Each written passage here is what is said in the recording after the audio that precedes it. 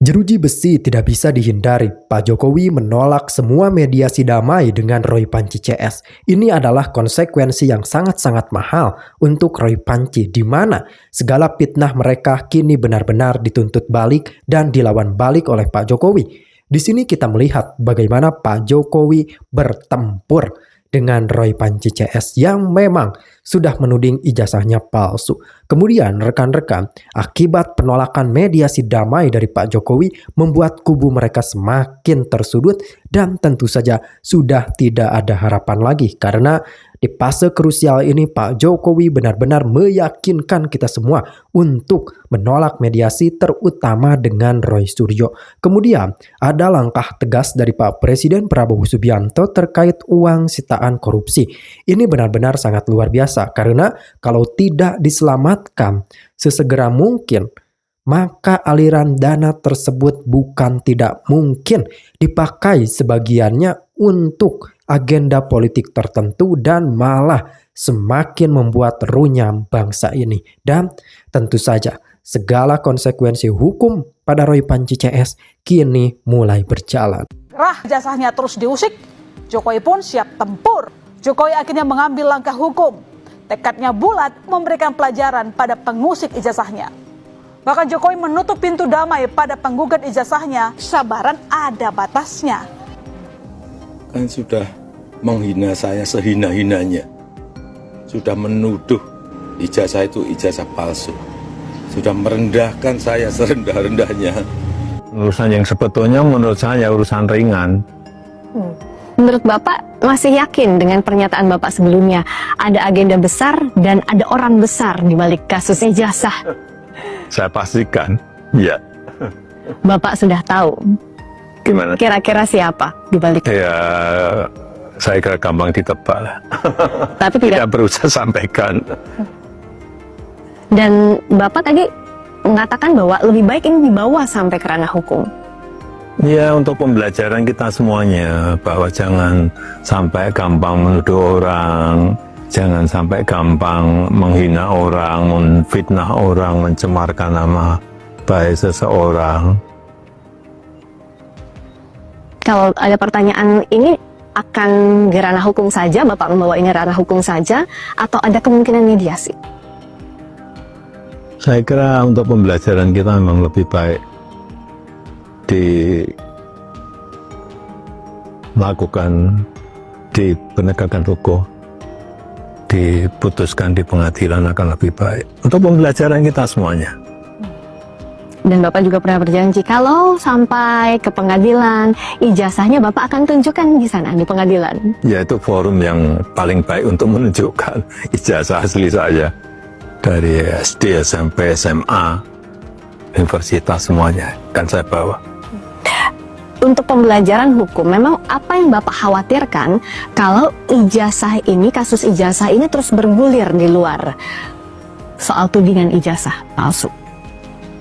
Ya, kan bisa terjadi tidak hanya kepada saya, bisa ke yang lain, bisa ke menteri, bisa ke presiden yang lain, bisa ke gubernur, bupati, wali kota, semuanya dengan tuduhan asal-asalan. Tapi kalau menuduh dengan bukti, itu yang baik. Menurut Bapak seharusnya tidak ada kasus tudingan-tudingan ini lagi di kemudian hari? Ya, ini untuk pembelajaran kita semuanya. Jokowi tidak akan mediasi untuk pembelajaran para pemfitnah. Menurut Bapak masih yakin dengan pernyataan Bapak sebelumnya ada agenda besar dan ada orang besar di balik kasus ijazah? Saya pastikan, ya. Bapak sudah tahu. Gimana? Kira-kira siapa di balik? Ya, saya kira gampang ditebak lah. Tapi tidak perlu saya sampaikan. Dan Bapak tadi mengatakan bahwa lebih baik ini dibawa sampai ke ranah hukum. Ya, untuk pembelajaran kita semuanya, bahwa jangan sampai gampang menuduh orang, jangan sampai gampang menghina orang, menfitnah orang, mencemarkan nama baik seseorang. Kalau ada pertanyaan ini akan ke ranah hukum saja, Bapak membawa ini ranah hukum saja, atau ada kemungkinan mediasi? Saya kira untuk pembelajaran kita memang lebih baik dilakukan di penegakan hukum, diputuskan di pengadilan akan lebih baik untuk pembelajaran kita semuanya. Dan Bapak juga pernah berjanji kalau sampai ke pengadilan, ijazahnya Bapak akan tunjukkan di sana, di pengadilan. Ya, itu forum yang paling baik untuk menunjukkan ijazah asli saya. dari SD, SMP, SMA, universitas semuanya kan saya bawa. Legalnya dia selaku UGM apa nerangin ini? Boleh nggak saya ngomong? Nggak boleh kalau nerangin UGM, nggak boleh. Ini nggak kaitan. Nggak boleh. Ini Dia bukan orang UGM, nggak ada legal standingnya. Ngapain? Saya perlu beritahu kepada masyarakat. Ngapain? Nggak Saya boleh. ini mendapatkan banyak Di sini nggak apa-apa, Ini kayak ada hak warung legal atau kopi. enggak apa-apa, nanti silakan dinilai. Tapi di sini saya memberikan hak Mas Sandiaga Uno untuk bersuara. Silakan. Terima kasih. Siapapun Bukan punya hak orang untuk UGM. bersuara, Mas Roy. Tongornya nih. Oke. Tongornya Bukan orang UGM, udah tongornya. UGM, ngapain? Nanti saya berikan. Palsu lah. dulu deh. Palsu deh, palsu. Udah pasti Mas nggak Roy. bener.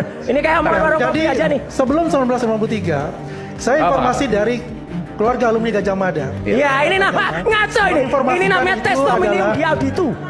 Testimonium di auditu. Oh, udah nggak ngomong, Dari saya orang pas- lain. pas. Nanti. Dari orang lain. Ya udah duduk aja. Nggak boleh. Jangan, jangan. Udah nggak apa-apa. Memang dia duduk. Karena sudah ketahuan sekali, bohongnya tuh banyak sekali. Kok bohong? Jadi Kamu banyak yang yang bohongnya. Kamu yang bohong. Pasal numpak lu aja lu bohong. Apa itu ada? Duduk Udah banyak bohongnya. Kita mau Orang memberikan UGM bukan. informasi kepada masyarakat. Bukan orang UGM kok. Yang saya hormati PLT Wakil Jaksa Agung, Jaksa Agung Muda Tindak Pidana Khusus selaku pelaksana Satgas PKH, para Jaksa Agung Muda, para Kepala Badan, para Wakil Ketua Pelaksana Anggota Pelaksana Satgas PKH, Direktur Utama Komisaris Utama PT Agrinas Palma Nusantara, hadirin dan undangan yang berbahagia. Mengawali kegiatan pada hari ini, marilah kita senantiasa memanjatkan puji dan syukur kehadirat Allah Subhanahu wa Ta'ala, Tuhan yang Maha Kuasa, atas segala rahmat dan karunia-Nya hingga kita dapat mengikuti kegiatan penyerahan laporan capaian 4 juta hektar penguasaan kembali kawasan hutan hasil penertiban kawasan hutan konservasi hasil penguasaan kembali tahap 5 hasil penagihan denda administratif Satgas PKA dan hasil penyelamatan keuangan negara. Bapak Presiden, hadirin yang saya muliakan, alhamdulillah pada hari ini kami laporkan total kawasan hutan yang berhasil dikuasai kembali dengan total luasan 4.081.560,58 hektar. Dari jumlah tersebut, Satgas PKH akan menyerahkan kembali lahan kawasan hutan tahap 5 dengan total 896.969,143 hektar yang terdiri dari lahan perkebunan kelapa sawit diserahkan kepada kementerian lembaga terkait dari Satgas PKH ke Kementerian Keuangan, selanjutnya ke Danantara, kemudian diserahkan pada Agrinas seluas 240.575,383 hektar dari 124 subjek hukum yang tersebar di 6 provinsi. 2. Lahan kawasan hutan konservasi diserahkan kepada Kementerian Kehutanan untuk dilakukan pemulihan kembali hutan seluas 688.427 hektar yang tersebar di 9 provinsi. Pada hari yang baik ini pula, sebagai wujud pertanggungan jawab kepada publik, kami turut serahkan uang sebesar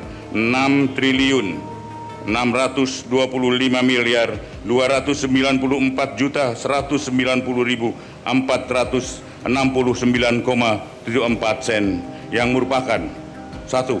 Hasil penagihan denda administratif kehutanan oleh Satgas PKH senilai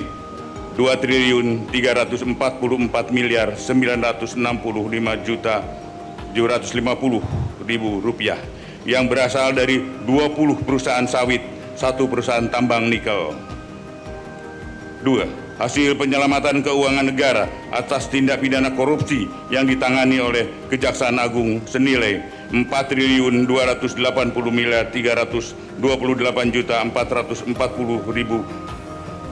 4.288.340.469 rupiah 74 sen yang berasal dari perkara dugaan tindak pidana korupsi dalam pemberian fasilitas ekspor CPO dalam perkara impor gula dan perkara impor gula. Bapak Presiden, hadirin yang saya muliakan, untuk tahun 2026 terdapat potensi penerimaan denda administratif pada sawit di tambang yang berada dalam kawasan hutan dengan jumlah sebagai berikut.